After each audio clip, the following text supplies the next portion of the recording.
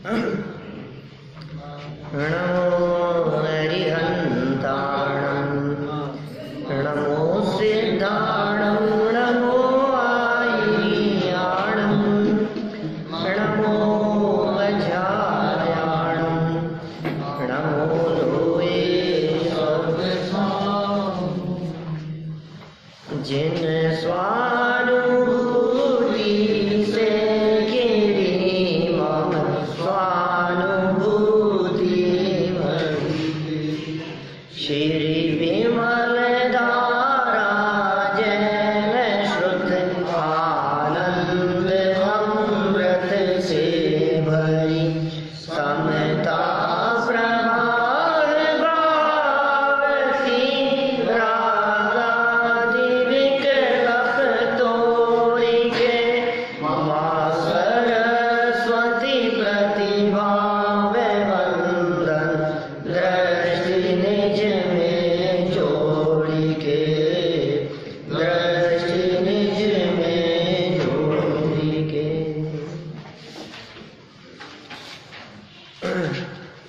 आचार्य कल्प पंडित प्रवर टोडरमल जी द्वारा लिखित रहस्यपूर्ण चिट्ठी के संदर्भ में अपनी यहाँ चर्चा चल रही है। भेद विज्ञान बुद्धिपूर्वक करने योग्य कार्य है। अनादिकाल से आज तक यदि कोई काम नहीं किया है तो वो सिर्फ भेद विज्ञान नहीं किया है।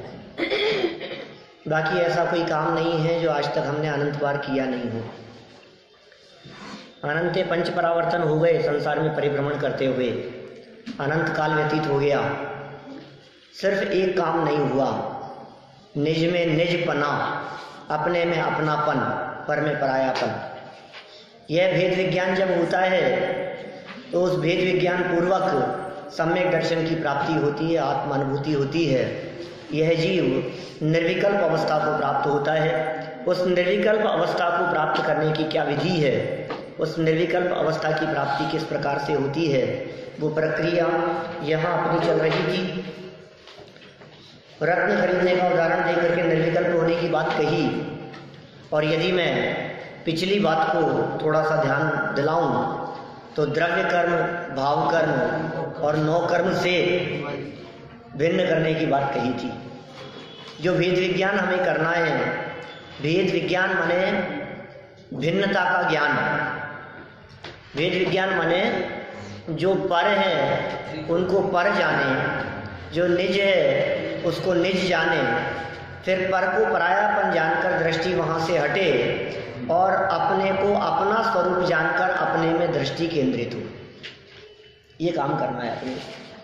ये विधि है, यही प्रक्रिया है सम्यक दर्शन की प्राप्त करने की। इसमें नौ कर्म से भेद विज्ञान बहुत महत्वपूर्ण दिखता है, क्योंकि हम सब द्रव्य कर्म, भाव कर्म के चक्कर में नहीं, नौ कर्मों को सुधारने बिगाड़ने में लगे हुए हैं। द्रव्य कर्म से तो भेद विज्ञान करना है, ठीक है, भाव कर्म से भी करना है, लेकिन द्रव्य कर्म और भाव कर्म से भेद विज्ञान की चर्चा ये समझ लो आप विशेष गहराई वाले लोगों के लिए, क्योंकि जन सामान्य तो इसको समझता ही नहीं है। आप सोचिए, शिवभूति मुनिराज ने जो भेद विज्ञान किया, समझ गए ना, शिवभूति मुनिराज, दाल और छिलका भिन्न, उन्होंने जो भेद विज्ञान किया वे ना तो द्रव्य कर्म जानते थे ना भाव कर्म जानते थे। मतलब वो भेद विज्ञान कैसा भेद विज्ञान होगा, शरीर अलग है और आत्मा अलग है, बस सबसे इंपॉर्टेंट चीज ये है, क्योंकि हमने शरीर में अपनापन कर रखा है। सारी तकलीफ यहाँ से शुरू होती है, शरीर में अपनेपन से सारी झंझटें शुरू होती है। जितने संबंध जगत में दिखाई देते हैं वो सब शरीर के माध्यम से है, और शरीर से जिसका अपनापन टूट गया अब घर से कैसे हो सकता है, शरीर से जिसका अपनापन टूट गया अब पत्नी से कैसे हो सकता है, पुत्र से कैसे हो सकता है, परिवार से कैसे हो सकता है, धन दौलत वैभव से कैसे हो सकता है, क्योंकि सारी चीजें सब किससे जुड़ी है, शरीर से जुड़ी है। एक से कनेक्शन तोड़ देने पर सबसे कनेक्शन अपने आप टूट जाता है, तोड़ा नहीं जाता। जैसे लाइट चल रही है, पंखा चल रहा है, ये माइक चल रहा है, नहीं, और ये सब जितने लाइट से चलने वाले सब हैं, और पावर हाउस से लाइट ऑफ हो गई, अब क्या होगा, अलग अलग बंद करने पड़ेंगे। एक से संबंध टूटने पर, एक बंद करने पर सब अपने आप बंद हो जाता है। स्वयं में बंद हो जाते हैं, बंद करना नहीं पड़ता है। तो शरीर से जिसका अपनापन टूट गया उसका बाहरी पदार्थों से अपनापन अपने आप टूट जाता है। इस शरीर के अपनापन तोड़ने को कहते हैं नौकर्म से अपनापन तोड़ देना। शरीर माने नौकर्म। शरीर से संबंध रखने वाले पदार्थ भी नौकर्म कहलाते हैं। घर बार महल मकान स्त्री पुत्र परिवार सब कुछ वो सब क्या है? नौकर्म। शरीर नौकर्म। तो इस नौकर्म पर हमारी चलती नहीं है, ये वेद विज्ञान करना है। और ये कब करें वेद विज्ञान बोलो? जब आपके सर दर्द हो, कर सकते हो? कह रहा हूं क्योंकि आप चाहते हो कि नहीं हो और हो रहा है, इसका मतलब आपके हिसाब से नहीं चल रहा है। यही तो वेद विज्ञान है। आप ऐसे गर्दन ऐसे मत लाओ, समझो बात को क्या कह रहे हैं हम ये कह रहे हैं जब भी कोई ऐसी प्रतिकूलता हो, ठंड लग रही है और आप चाहते हो नहीं लगे और लग रही है, तो हम चाहते हैं कुछ और हो रहा है और कुछ, इसका मतलब हमारे चाहने के बिना भी हो रहा है, हमारे नहीं चाहते हुए भी हो रहा है। तो जो काम हमारे नहीं चाहते हुए हो रहा है, इसका सीधा सीधा सा अर्थ है उस पर हमारी चलती नहीं है। यही अर्थ हुआ। हमने कहा ऐसा कर और बच्चे ने किया नहीं वैसा, इसका मतलब उस पर हमारी चलती नहीं है। यही अर्थ हुआ। किसी के ऊपर भी हमने कहा भाई साहब नहीं माने, तो इसका मतलब उन पर हमारी चलती नहीं। किसी भी संयोग के ऊपर ये नौकर्म से भेद विज्ञान करने के इतने चांस मिलते हैं हमारे को, दिन भर मिलते हैं चांस। नौकर्म से भेद विज्ञान करो, शरीर आदि पदार्थों से भेद विज्ञान करो। तुम्हारे हिसाब से चल नहीं रहा है, दुनिया तुम्हारे हिसाब से चल नहीं रही है, शरीर तुम्हारे हिसाब से चल नहीं रहा है, एक वस्तु तुम्हारे हिसाब से नहीं चल रही है। ये क्या हो गया? ये फट कैसे गया? ये गंदा कैसे हो गया? ये कबूतर ने बीट कर दी, ये क्या हो गया? ये ड्राई क्लीन के लिए दिया था, ये फिर भी साफ नहीं हुआ। कहीं तो नहीं चल रही है तुम्हारी। कहीं पेट्रोल खत्म हो जाता है, कहीं मोबाइल की बैटरी डाउन हो जाती है, तुम चाहते हो और चले और ये तो झटके से ही बंद हो गई। तुम बात करना चाहते हो, बात नहीं हो रही है, तुम चाहते नेटवर्क नहीं आ रहा है। इसका मतलब देखो, आप सुबह से शाम तक अपनी लाइफ को देखो। जब हम सुबह से शाम तक अपनी लाइफ को देखते रहते हैं तो समझ में आता है यार कुछ भी मेरे हिसाब से नहीं हो रहा है। खाता हूं, खाना चाहता क्या हूं, होता क्या है, बनाना चाहता क्या हूं, बनता क्या है, इच्छा किस चीज की है, काम क्या हो रहा है, कुछ भी हमारे हिसाब से नहीं चल रहा है।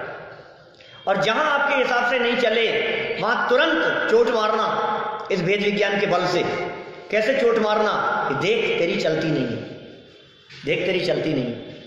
क्या दांत में दर्द, चल नहीं रही है, क्या मेरी चलती नहीं है, इस शरीर पे मेरी नहीं चल सकती। क्या आंखें जलने लगी, मेरी चलती नहीं है इस पे शरीर पे। तो मेरी चलती नहीं है, तो जहां तेरी नहीं चलती है तो जबरदस्ती क्यों चलाता है? तो चलाने की बुद्धि क्यों रखता है? फिर जहां तेरी चलती है तो वहां क्यों नहीं चलाता है? समझ में आ रही है सब? दुकान पे आपकी नहीं चल रही, ग्राहकों पे आपकी नहीं चल रही, दुकान छोड़ो घर में आपकी नहीं चल रही, क्या घर की दीवारों पर आपकी नहीं चल रही है, कहीं जाले हो गए आपकी नहीं चल रही है, गंदा हो गया नहीं चल रही है, टूट फूट हो गई, क्रैक हो गया, तुम्हारी नहीं चल रही है, ये कोई बात नहीं। चेतन पर तो चलेगी, परिवार पर तो चलेगी। मानते नहीं क्या? देखो, जब कभी इसकी इच्छा के अनुसार काम होता हुआ दिखाई देता है तो ये घमंड करता है। मैंने किया, मैंने करवा दिया। आप कहो, बोलो मैं करवा सकता हूँ। क्या बोलो, क्या काम करवाना है? जब कोई काम अटक रहा हो तो बताना, याद करना कभी। क्या सब काम अपनी पहुंचे ऊपर तक। ऐसा वो फाइल आगे नहीं बढ़ रही, थोड़ा सा अरे क्या बात कर रहे हो, उस बाबू ने अटका रखी, तो आप कहो तो उसको ट्रांसफर करवा दें, सीट से हटवा दें उसको। अरे भाई, तेरे अंतराय कर्म का उदय है, इसलिए तेरा काम नहीं होता। कौन है उदय? यदि अंतराय का चल रहा है, पाप कर्म का उदय चल रहा है, तो पाप कर्म के उदय में काम नहीं होते।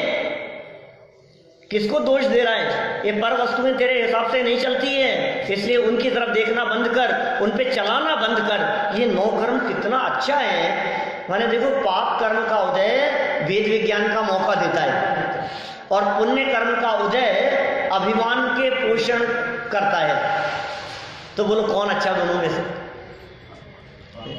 पाप का उदय या पुण्य का उदय? मैं उदय की बात कर रहा हूं। उदय अलग चीज है और भाव अलग चीज है। पाप का उदय अलग है भैया, और पाप भाव अलग चीज है। पाप भाव से अपना कल्याण नहीं होगा, ठीक है ना, लेकिन पाप के उदय में अपना कल्याण हो सकता है, क्योंकि पाप के उदय में कोई जीव पापी हो ये जरूरी नहीं है। उदय पाप का चल रहा है, क्या करें? पाप कर्म का उदय चल रहा है, इल्जाम लगा दिया। पाप कर्म का उदय चल रहा है, माथे पड़ गए। पाप कर्म का उदय चल रहा है, जबरदस्ती झूठे आरोप लगा दिए। पाप कर्म का उदय चल रहा है, क्या करे बोलो? ऐसे पाप कर्म के उदय में टोडरमल जी के ऊपर था पाप कर्म का उदय, कैसी परिस्थिति बन गई? पाप कर्म के उदय में शरीर साथ नहीं देता, पाप कर्म के उदय में कोई साथ नहीं देता।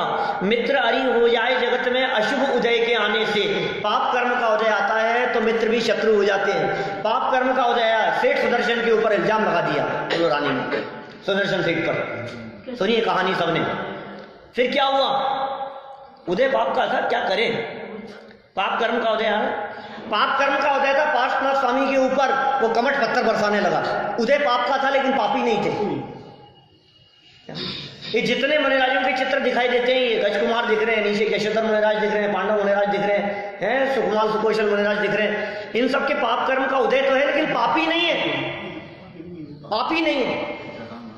उदय पाप का चल रहा है, अंदर में धर्म हो रहा है, पापी नहीं है। पुण्यात्मा भी नहीं कहूंगा, मैं कहूंगा धर्मात्मा है, धर्म कर रहे हैं। वेद विज्ञान की धारा चल रही है अंदर में। तो पाप कर्म का उदय क्या काम करता है? मौका देता है वेद विज्ञान का। पुण्य का उदय क्या करता है? भ्रमित कर देता है, नशे में चढ़ा देता है। अरे अपनी खूब चलती है, अपन तो बस क्या नहीं कर सकते? अपन सब कुछ कर सकते हैं, सब जगह अपनी चल रही है। और अच्छे अच्छे गामा पहलवान जैसे चलती गाड़ी को पीछे से यदि वो गाड़ी पकड़ लेवे तो आप कितना भी तेज एक्सीलरेटर दो, वो गाड़ी हिला नहीं सको आप आगे, इतनी ताकत थी।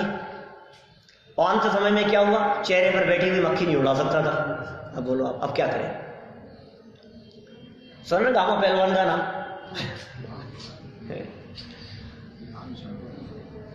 नहीं, हम थोड़ी ना कह रहे हैं आपने देखा होगा हम ये थोड़ी ना कह रहे हैं आपने उससे कुश्ती लड़ी होगी नाम ही सुना है, सिकंदर सम्राट, सब एक से एक खूब उदाहरण मिलेंगे हमारे। सनत कुमार चक्रवर्ती। अरे क्यों किसी दूसरों की बात करते हो? आप अपने शरीर की बात करो। क्या वजन बढ़ रहा है, क्यों बढ़ने दे रहे हो? थोड़ा कमजोर हो रहा है, क्यों कमजोर हो रहे हो? कई लोग मिलते हैं वे कहते हैं आप तो बहुत कमजोर, इतने कमजोर क्यों रहते हो? इतने कमजोर क्यों हो रहे हो आप? कई लोग ऐसी बातें करते हैं कई लोगों के बारे में। नहीं हो गया क्या बात है, इतने कमजोर क्यों हो रहे हो? तो क्यों हो रहे हो? हम थोड़ी ना चाहते हो ना, क्यों हो रहे हो इसका क्या जवाब है? इतना वजन क्यों बढ़ा रखा है? वजन कैसे बढ़ रहा है? मैं क्या करूं? मेरी थोड़ी ना चलती है, कहीं हमारी नहीं चल रही है। बस वेद विज्ञान का, ये वेद विज्ञान क्या गजब शब्द दिए बोलो। सबसे पहला वेद विज्ञान, प्रथम में प्रथम वेद विज्ञान किससे करना? नौकर्म से। तू नौकर्म से भिन्न है, शरीर से भिन्न है तू। स्वतंत्र जगत में कोई न किसी का काम करे। दुकान नहीं चलाते आप, बोलो, गृहस्थी नहीं चलाते, चला ही नहीं सकते। ये कह रहे हैं सब द्रव्य स्वतंत्र है। द्रव्य माने समझते हैं ना, हर वस्तु स्वतंत्र है, हर वस्तु का परिणाम स्वतंत्र है। इस स्वतंत्रता स्वाधीनता को पहचानने वाले ज्ञानी हो जाते हैं। यही तो वेद विज्ञान है, और क्या है? वे आनंदित क्यों रहते हैं? वे मस्त क्यों रहते हैं? महामुनिराज, सम्यक दृष्टि ज्ञानी जीव, वेद विज्ञानी जीव, आत्मानुभवी जीव, ये क्या है उनकी मस्ती का आधार? वो जानते हैं भैया ये अपनी योग्यता से चलेगा, अपने को अपनी योग्यता से, हर वस्तु अपनी योग्यता से परिणमन करती है। मत देख किसी वस्तु की तरफ, देखना बंद कर, दृष्टि फिरा ले। सब द्रव्य स्वतंत्र है, लिख नहीं सकते, बोल नहीं सकते। क्या कह रहा हूं राजन जी? भाई साहब, बोलना नहीं आता बोलो। आप बोल ही नहीं सकते हो, आप लिख ही नहीं सकते हो, आप पढ़ नहीं सकते हो। साहब कैसी बातें कर रहे हो आप, उटपटांग बातें। आपको पता नहीं है मैं कितना पढ़ा लिखा हूँ, मैं कितना पढ़ा लिखा हूँ। आप कह रहे हो पढ़ नहीं सकते, है क्या बात कर रहे हो? लिख नहीं सकते? कई लैंग्वेज आती है मेरे को, आपको पता है। हिंदी तो आती है, इंग्लिश भी आती है, संस्कृत भी जानता हूँ, प्राकृत भी जानता हूँ, गुजराती भी ऐसे पढ़ सकता हूँ कि गुजराती लोग भी कहें कि यार तुम्हें गुजराती छो। सही कह रहा हूँ, इतना फ्लुएंट पढ़ता हूँ। अब बोलो आप कितनी कितनी भाषाएं जानते हैं? कि सुनो, तुम कुछ नहीं जानते हो क्या? तुम एक अक्षर जैसे बोल दो, दोबारा वैसे बोल नहीं सकते। एक अक्षर जैसा तुम लिखो, ए फॉर एप्पल, क्या क कबूतर वाला, अ अनार वाला, अ आत्मा वाला, अ से आत्मा। पता है वर्णमाला का पहला अक्षर अ है क्या? आत्मा के लिए अ से आत्मा, अ से अनार नहीं। अनार तो बीमारों के काम आती है, या आत्मा, ऐसे आत्मा। तो ये जो अ से आत्मा है, ये लिख करके बताओ। अरे क्यों नहीं लिख सकते? अरे जो लिखा गया है ना, वो अक्षर अपनी योग्यता से लिखा गया है। से आत्मा होती है, ऐसे आत्मा होती है। हाँ, अभी बताएंगे आपको, समय लगेगा थोड़ा सा। ऐसे एक ही दिन में समझ लोगे सब? रेगुलर रहो थोड़ा सा। कल आराम कर लिया आपने, आए नहीं। अ से आत्मा क्या बोलो? आत्मा की स्पेलिंग कहां से शुरू होती है? ए से शुरू होती है। ए से शुरू होती है, डबल ए से शुरू होती है? चलो, हम तो ये कह रहे हैं जो आपने लिखा है आप उसको दोबारा लिखो, हूबहू लिखो। आप लिख नहीं सकते। एक बार जो आपने पेन से साइन कर दिए ना, आप वैसे साइन दोबारा नहीं कर सकते। क्या बात कर रहे हो साहब? पिछले 25 साल से एक जैसे साइन कर रहा हूँ, एक चेक डिसऑनर नहीं हुआ आज तक कभी।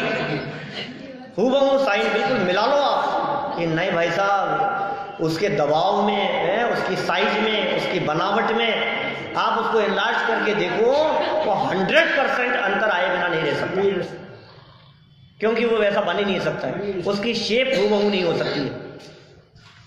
आप लोग तो रोटियां बनाते हैं ना, एक रोटी जैसी बन जाए, दूसरी रोटी वैसी बन नहीं सकती। एक रोटी की जैसी दूसरी रोटी नहीं बन सकती। क्या मानो जी? वैसा नहीं बना सकते वो लोग। जैसी सब्जी आज बनाई है वैसी दोबारा नहीं बना सकते। एक रोटी का जितना वजन है, दूसरी रोटी का वजन उतना नहीं होगा। वैसी की वैसी हो जाएगी। क्या उसकी साइज वैसी नहीं होगी, दूसरी रोटी की शेप वैसी नहीं होगी। बोलो, सिकाई भी सेम नहीं होगी। करो आप।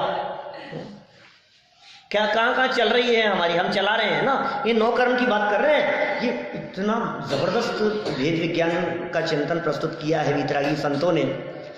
हमारे ये सुखी होने का मार्ग है, और ये कह रहे हैं कि तू इनसे वेद विज्ञान नहीं करता है, इसलिए खामखा में दुखी हो रहा है। तो दुखी क्यों हो रहा है? खामखा में। क्योंकि जिन नौ कर्मों के ऊपर साक्षात अरहंत परमात्मा की नहीं चलती। अरहंत परमात्मा कौन आप जानते हैं? जन्म से जो अतुल्य बल के धनी है, जन्म से अतुल्य बल, ऐसा बल है जन्म से उन तीर्थंकरों के 1008 कलशों से अभिषेक करें, डगमगाए नहीं। जन्म का आज जन्मा हुआ बालक, इतनी पावर है, ऐसे अतुल्य बल के धनी है। हम उनके अतुल्य बल की कल्पना नहीं कर सकते, कैसा अतुल्य बल होता होगा तीर्थंकरों का। एक कलश यदि यहाँ जयपुर में डाल दिया जाए तो जयपुर में बाढ़ आ जाए। ऐसा एक कलश नहीं, 1008 कलश जिनके सर पर डाले जाएं और नहीं जरा डिगे जिन राजा, वो जिनेंद्र देव रंच मात्र भी विचलित नहीं होंगे, ऐसा अतुल्य बल। ये तो जन्म से बात है, और साक्षात अरहंत अवस्था जब प्रकट हो जाती है तो अतुल्य बल के साथ साथ शारीरिक बल तो है अतुल्य बल, और अंदर में अंतराय कर्म के अभाव में प्रकट होता है अनंत वीर्य, अनंत शक्ति संपन्न। तो क्या मजाल जो आघातिया कर्मों के उदय से मिले हुए संयोगों को इधर उधर कर दे। बोलो, अपने शरीर को टिका नहीं सकते, कितनी देर बैठना है, कितनी देर चलना है, कब गमन करना है, उठना बैठना गमन करना वाणी करना। वो अनंत वीर्य के धनी भगवान महावीर स्वामी 66 दिन तक दिव्य ध्वनि नहीं खिरी तो नहीं खिरी, विकल्प भी नहीं था उनको, तकलीफ भी नहीं थी कुछ भी। कौन करे बताओ, सौदामिंद्र क्या करे? पूरे 2.5 द्वीप को ऐसे घुमा दे, ऐसी ताकत है इन लोगों में, ऐसे डमरू की तरह पूरे 2.5 द्वीप को। ये तो जम्बू द्वीप है, जम्बू द्वीप के में बूंद बराबर अपना विश्व नहीं है, क्या कहें, 45 लाख योजन का, ये 1 लाख योजन का है जम्बू द्वीप, उसको ऐसे ऐसे घुमा दे और 66 दिन तक इंद्रभूति को उपस्थित नहीं कर सके। लो कर लो, क्या करोगे आप? इसलिए आघातीय कर्मों के उदय से मिलते हैं संयोग, जितने संयोग मिलते हैं शरीर नाम कर्म के उदय से, नाम कर्म के उदय से शरीर संरचना, शरीर की सारी व्यवस्थाएं नाम कर्म के अधीन है, नाम कर्म के उदय पर निर्भर करती है। अभी बारीकियां बहुत है उसमें भी। अभी यदि मैं बात कहूं तो मैं कह सकता हूं नाम कर्म का उदय शरीर में कुछ नहीं करता। आप कहोगे यार ये तो आप कुछ इसलिए नहीं करता क्योंकि इतनी बारीकियां हैं विषयों में, इन वस्तु स्वरूप का गहराई से जब मंथन करते हैं तो, क्योंकि नाम कर्म कार्मण वर्गणा है और जितने संयोग हैं ये शरीर है या आहार वर्गणा है, और वो जो कार्मण वर्गणा है वो कार्मण वर्गणा आहार वर्गणाओं की कर्ता धर्ता नहीं हो सकती। बोलो ये शरीर कौन सी वर्गणाएं है? ये 23 प्रकार की वर्गणाएं कही है पुद्गल की 23 प्रकार की वर्गणाओं में आहार वर्गणा है। इन आहार वर्गणाओं का परिणमन अपनी योग्यता से हो रहा है और नाम कर्म कार्मण वर्गणाओं का परिणमन अपनी योग्यता से हो रहा है। इसलिए यह शरीर नाम कर्म की रचना नहीं है। समझना क्या कह रहा हूं, बारीक बात है थोड़ी सी। यह शरीर नाम कर्म की रचना नहीं है, तो फिर क्या है? यही समझ रहे थे हम तो। सुनो, शरीर नाम कर्म की रचना नहीं है, शरीर संरचना में नाम कर्म का उदय निमित्त है। शरीर संरचना में कोई और कर्म का उदय निमित्त नहीं होता। शरीर संरचना में जिस कर्म का उदय निमित्त होता है उसे नाम कर्म कहते हैं। नाम कर्म के उदय से शरीर की संरचना बनती है, निमित्त कह दो, या नाम कर्म के उदय से बनती है ऐसा कह दो, कोई दिक्कत नहीं। हाँ, नाम कर्म की संरचना कहेंगे तो क्या प्रॉब्लम है? क्योंकि नाम कर्म तो कार्मण वर्गणा के परमाणु है, ये उसकी संरचना थोड़ी ना, ये तो आहार वर्गणा की संरचना है। नाम कर्म की संरचना कैसे कह सकते हो? चलो खैर कोई बात नहीं, इतना आगे मत जाओ आप लोग, जिनके समझ में आ गई तो अच्छी बात है। यहाँ क्या कह रहे हैं? हाँ, नहीं ऐसा नहीं है। नाम कर्म की 93 प्रकृतियां हैं, कुछ ज्ञानावरणी की प्रकृतियां हैं, कुछ दर्शनावरणी की है। इसलिए एक एक वाक्य जो बोला जाता है बहुत विचार पूर्वक बोला जाता है। हर वाक्य को बहुत गहराई से देखना। मैंने जो बात कही जा रही है, क्योंकि टोडरमल जी ने पेज नंबर 18 पर यह बात कही थी, जिन आज्ञा भंग करने का भय बराबर रखना। क्या 17 नंबर पेज पर श्रोता के स्वरूप की चर्चा की, 18-19 के आसपास उन्होंने वहां ये बात कही वक्ता का स्वरूप बतलाते हुए, जिन आज्ञा भंग करने का भय सदा रखना।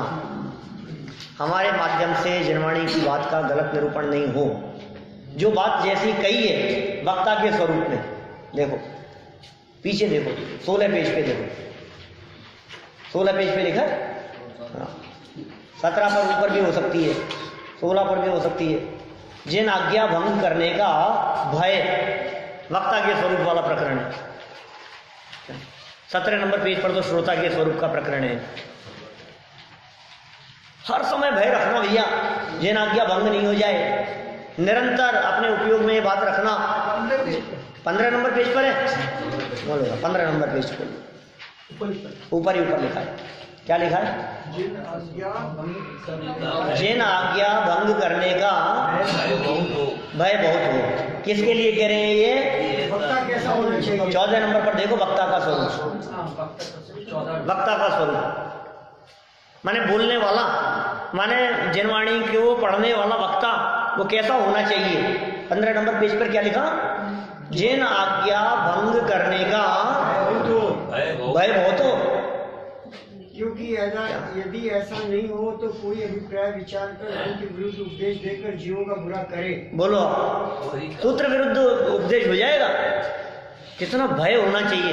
तो ये आसान काम थोड़ी ना। आपको तो लगता है माइक लगा रखा है, मजे से बैठे हैं। अरे साहब आपके तो ठाठ है, काय के ठाठ है, गणधर की गद्दी है, साधारण आदमियों के बैठने गणधर की गद्दी।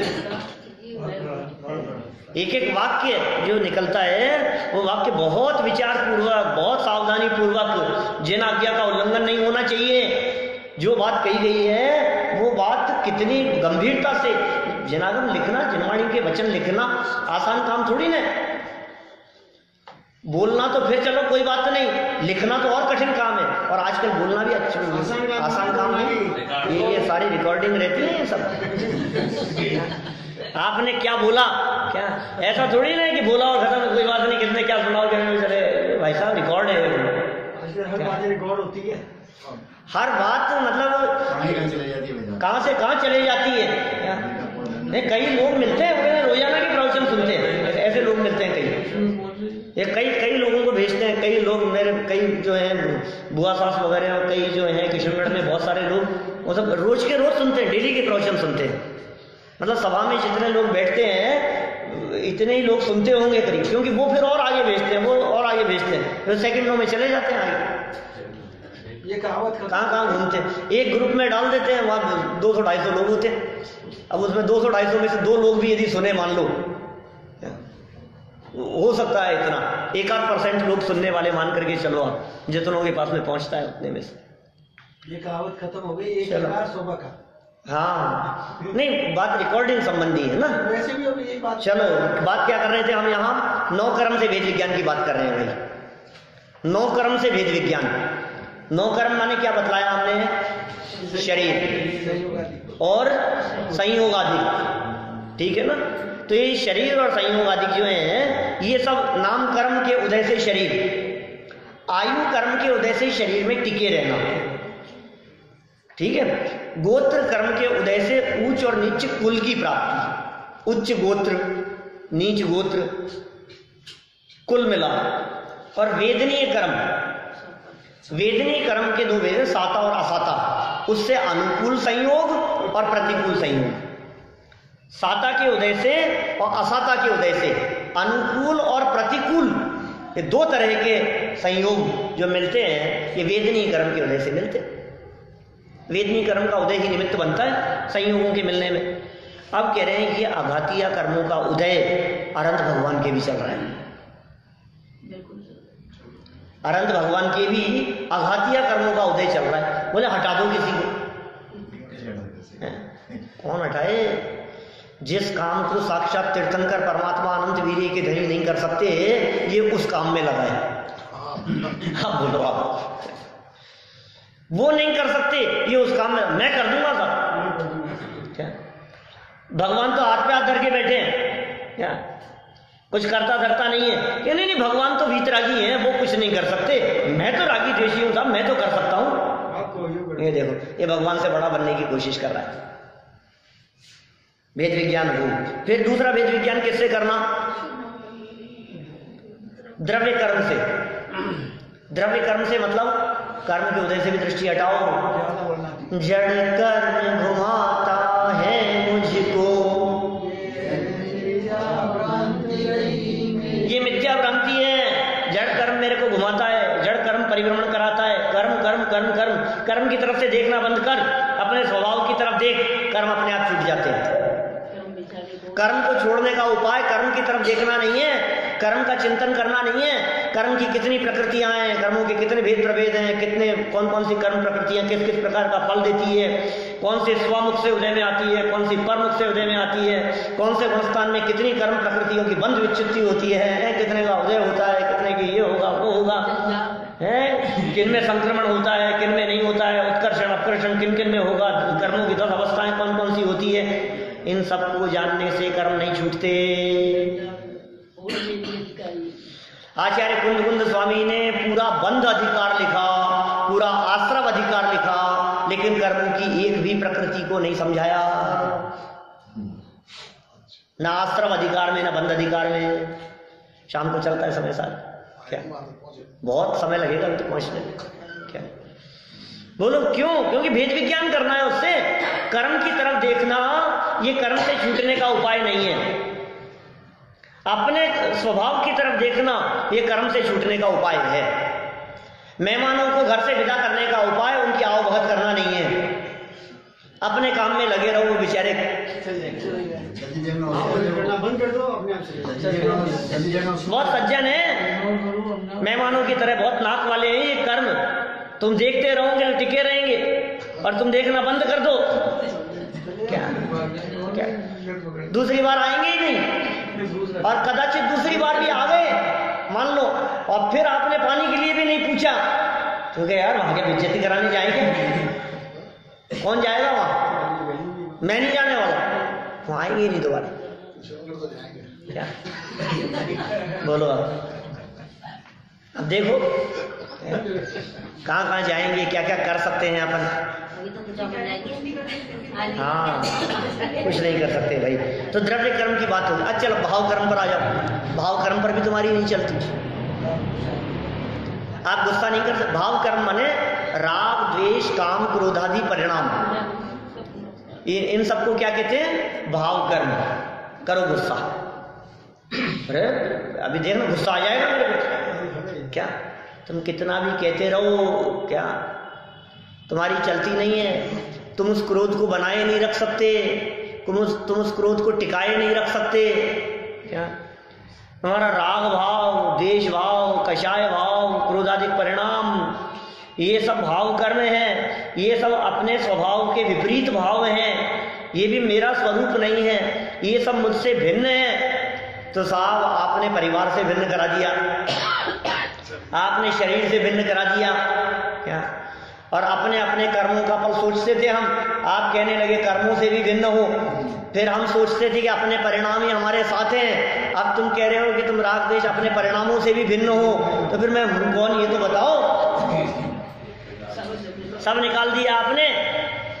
तो इन सब से वेद विज्ञान करा करके क्या किया कि तू चैतन्य चमत्कार मात्र भगवान आत्मा है, तू परम पारणामिक भाव स्वरूप है, तू जीव तत्व है, तू अभेद है, अखंड है, एक है, नित्य है, एक रूप है। ऐसा तेरा स्वरूप है। ऐसे स्वरूप का चिंतन कर, ये यहां तक पहुंचाया। देखो जब वो विचार छूटेंगे जिन पे मेरी चलती नहीं है, वहां से मेरी दृष्टि हटे बिना रहती नहीं है। बोलो ये नियम से बात ऐसी है। जहां तुम ये सोचते हो कि मेरी चलती है, दृष्टि वहां जाती है। जब आपने सोच लिया कि इस पर मेरी चलती नहीं है, तो फिर दृष्टि वहां क्यों रहेगी? ये आत्मानुभूति का उपाय बतला रहे हैं। ये कह रहे हैं जहां तेरी चलती नहीं है वहां तेरी दृष्टि क्यों रहेगी, और जहां तेरी चलती है वहां तेरी दृष्टि आएगी। बोलो मैं आपसे कहता हूं आपके 4 बच्चे हैं, मान लो 4 बच्चों में से समझ लो आप 3 बच्चे कहना नहीं मानते, सुनते ही नहीं है, और 1 मानता है। तो आपको कोई भी काम होता है तो आप किससे कहते हो? उनसे नहीं कहते। और यद्यपि वो बार बार ये भी कहता रहता है मुझसे ही क्यों कहते हो, उनसे क्यों नहीं कहते? क्या क्या करें? इसलिए आपके एक ही है। देखो भाई सीधी सी बात है, जहां चलती हुई दिखाई देती है हम वहीं चलाना चाहते हैं, और जहां चलती हुई नहीं दिखती है वहां हम चलाना भी नहीं चाहते। ये सहज स्वभाव है भाई साहब। जहां नहीं चलती है वहां ये चलाना भी नहीं चाहेगा। तो ये समझा रहे हैं कि तेरी चलती नहीं है, ये बार बार समझा रहे हैं। जब ये बात समझ में आ जाएगी तो चलाना नहीं चाहेगा, और चलाना नहीं चाहेगा तो दृष्टि वहां से हटेगी, और वहां से हटेगी तो कहां जाएगी कि पर से हटेगी तो अपने में आएगी, वो अपने में आएगी तो अपनी अनुभूति, अतीन्द्रिय आनंद, वो आनंद की तरंगें उठती हैं, रोमांच हो आता है, विकल्प छूट जाता है, चिन्मात्र स्वरूप भासने लगता है, सर्व परिणाम उसी में एकाग्र होकर के प्रवर्तते हैं, नए प्रमाण आदि का विकल्प नहीं रहता है, सर्व विकल्प टूट जाते हैं और निर्विकल्प आत्मा की अनुभूति होती है। ये विधि है निर्विकल्प आत्मा की अनुभूति की। इस विधि से चलना है अपने। ये आपके कहने से राजन जी ऐसा पुराना विषय थोड़ा सा मैंने वापस लिया है क्या? लेकिन किसी भी पुराने विषय में मैंने कोई बात पुरानी वापस कही नहीं है। निकलेगी, क्योंकि वो बात दोबारा आ ही नहीं सकती। जो कल कही वो आज नहीं आ सकती। जो बात कल कही है वो आज नहीं कह सकता। कोई कहे कि साहब कल आपका प्रवचन बहुत अच्छा था, आज कई लोग नए आए हैं, आप कल वाला ही दोबारा कर दो। हम कुछ नहीं कर सकते। क्या वो हूबहू हो ही नहीं सकता। कोई व्यक्ति हूबहू नहीं हो सकता, कर ही नहीं सकते। हम कहते हैं आप कल जैसे आज बैठ ही नहीं सकते, आप 2 मिनट पहले जैसे बैठे थे वैसे दोबारा नहीं बैठ सकते। हर समय अनंत पुद्गल परमाणुओं का शरीर से निकलना, अनंत पुद्गल परमाणुओं का शरीर में आना बराबर चल रहा है। आप कहते हो मेरा वजन बहुत बढ़ गया, हम कहते हैं कौन से दिन बढ़ा था जी, कि क्या पता कब बढ़ गया,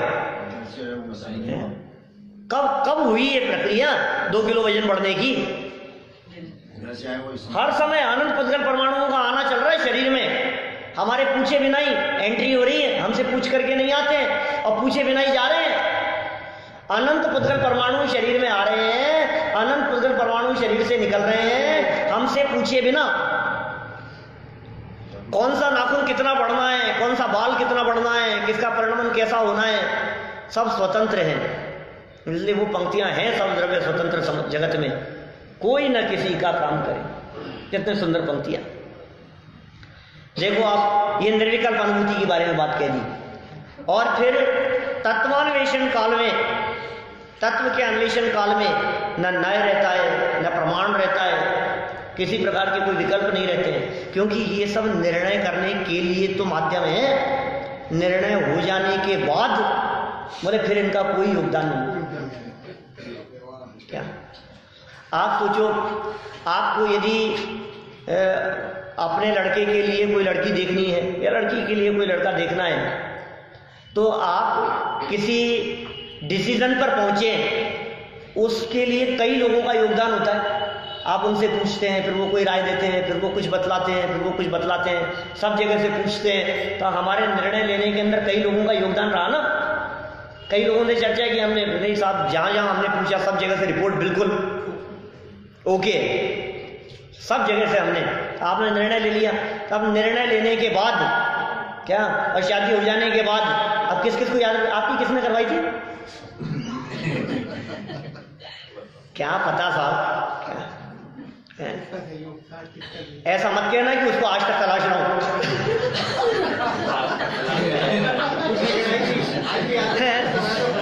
किसने कराई थी। अब भाई हम ये कह रहे हैं कि ये जितने जितने जितने साधन हुए आत्म वस्तु तक पहुंचने के लिए, जिनको हमने नए कह करके पुकारा, निश्चय व्यवहार द्रव्यात्मक पर्यायत्मक आदि नए कह करके पुकारा, जैसे हमने प्रमाण कह करके पुकारा, जिसको हमने निक्षेप आदि कहा, मतलब ये सब विकल्पात्मक भूमिका में तो साध्य होते हैं। फिर जब सर्व विकल्प टूट जाते हैं तब निर्विकल्प आत्मा की अनुभूति होती है, और जब अनुभूति होती है तो उस समय न न्याय होते हैं, न निक्षेप होते हैं, न प्रमाण होता है, ये सब खत्म हो जाता है। समय सार में बहुत वर्णन किया है ऐसा, इन्होंने भी समय सार की टीका का हवाला दिया है, नीचे प्रकरण आएगा, अपन करेंगे सब चर्चाएं विस्तार से।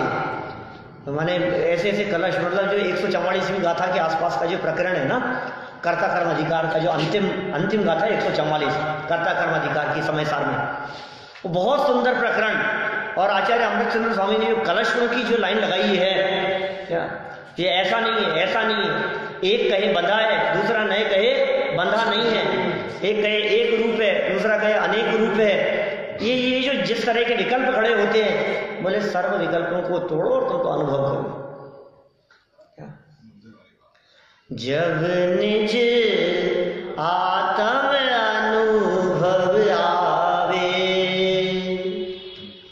तब और कछु न सुहावे। जब निज आत्म अनुभव आवे, अपनी पहचान, विकल्पों की क्या अहमियत है ये बतलाया इन्होंने यहाँ। ये जो विकल्प हैं, ये विकल्प परम शुद्ध निश्चय वाले विकल्प चलने लगे। परम शुद्ध निश्चय का विषय, परम भाव रहित द्रव्यार्थिक नय का विषय, निश्चय व्यवहार की शैली में वो नयाधिराज परम शुद्ध निश्चय ने उसके विषय की बात है। यदि द्रव्यार्थिक पर्यायर्थिक शैली की बात करूं तो परम भावग्राही द्रव्यार्थिक नहीं की बात है। यदि मैं समय सार छठवीं गाथा की शैली में कहूं तो जो ज्ञायक भाव है। यदि मैं नियम सार की शैली में कहूं तो मैं कह सकता हूं जो कारण परमात्मा है। यदि मैं तत्वार सूत्र की शैली में कहूं तो मैं कह सकता हूं जो परम पारिणामिक भाव स्वरूप है। क्या बोलो? यदि मैं द्रव्य संग्रह की भाषा में कहूं तो मैं कह सकता हूं सभ्य शुद्धाऊं शुद्धनया। यदि मैं डॉक्टर भारिल साहब की शब्दों में कहूं तो मैं कह सकता हूं मैं ज्ञानानंद स्वभावी हूं। और यदि मैं वर्णी जी के शब्दों में कहूं तो मैं कह सकता हूं मैं वह हूं जो है भगवान, जो मैं हूं वह है भगवान। कि साहब आप जिस अनुभूति की इतनी बातें करते हो, ये अनुभूति गृहस्थ दशा में हो सकती है कि नहीं? ये गृहस्थ आत्मा में जा सकता है कि नहीं? क्या बहुत लोगों को इस प्रकार के विकल्प खड़े होते हैं।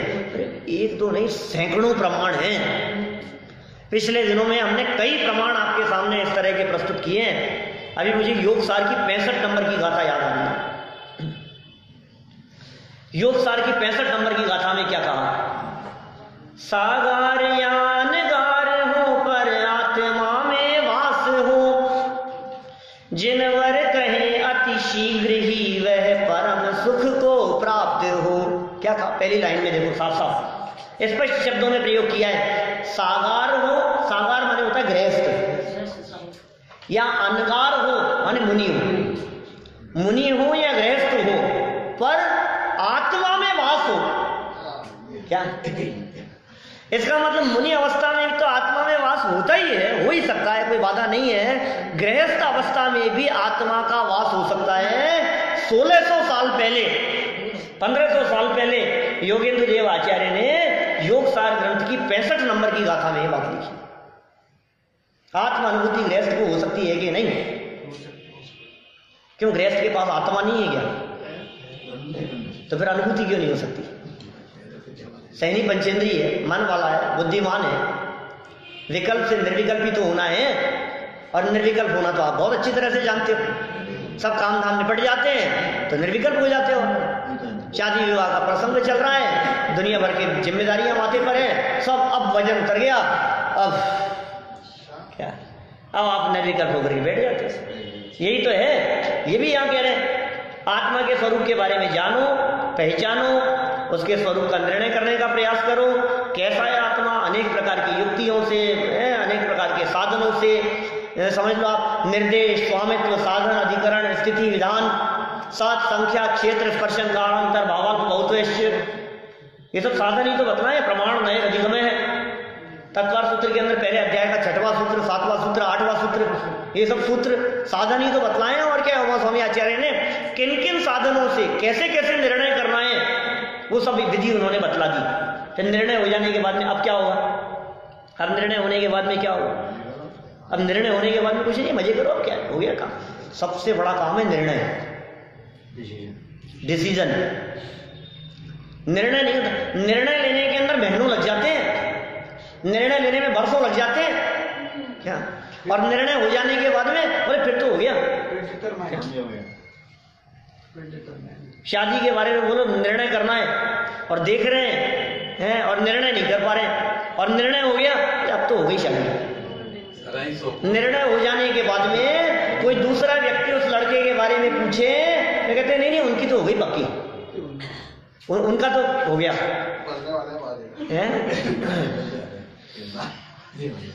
देखो आप सबको याद आते हैं क्या? इनको तो बहुत याद आते हैं। हाँ, ये चढ़ा देते हैं, ये बाजे बजा देते हैं, बाजे बजा देते हैं और पिक्चर बना देते हैं।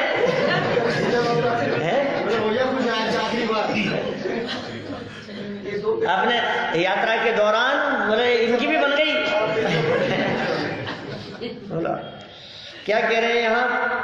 भाई देखो, सविकल्प से निर्विकल्प होने की यही विधि है। ये विधि यहाँ इन्होंने बतलाई है।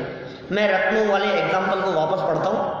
है। तो शेष चर्चा अपन कल आगे बढ़ेंगे, इस विषय को और आगे बढ़ाएंगे।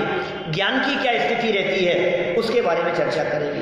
रत्न खरीदने में अनेक विकल्प होते हैं। यहाँ इन्होंने रत्न शब्द का प्रयोग किया है। आपको जो चीज पसंद हो वो चीज आप यहाँ लगाएं। क्या मकान बनाने में अनेक विकल्प होते हैं, फिर बन जाने के बाद में कुछ नहीं, मजे से रहता। भोजन बनने के समय किसी मेहमान को बुलाना है, अब क्या करो कि बुलाना है तो बुलाने अनेक विकल्प होते हैं। क्या बनाएंगे, क्या करेंगे, ये बना लेंगे, ये सब्जी बनाए, मिठाई क्या होगी, मीठे में क्या होगा, नमकीन क्या होगा, कितने बजे आएंगे, ये वो दुनिया भर के विकल्प चलते हैं। अब फिर सब निर्णय हो जाने के बाद में मतलब कोई विकल्प नहीं। देखो मेहमान विकल्प करके नहीं आता, क्या वो अतिथि है, उसे कोई विकल्प नहीं है। रत्नों को खरीदने में अनेक विकल्प होते हैं, लेकिन प्रत्यक्ष पहचान, ये प्रत्यक्ष अनुभूति की बात कर रहे हैं। प्रत्यक्ष अनुभूति के बाद में विकल्प नहीं होते, तो उसे पहचानने से जब विकल्प नहीं है तो पहनने से सुखी होता है। इस प्रकार सविकल्प के द्वारा निर्विकल्प अनुभव होता है, और ऐसा निर्विकल्प अनुभव हम सभी के जीवन में प्रकट हो, इसी मंगल भावना से बात को विराम।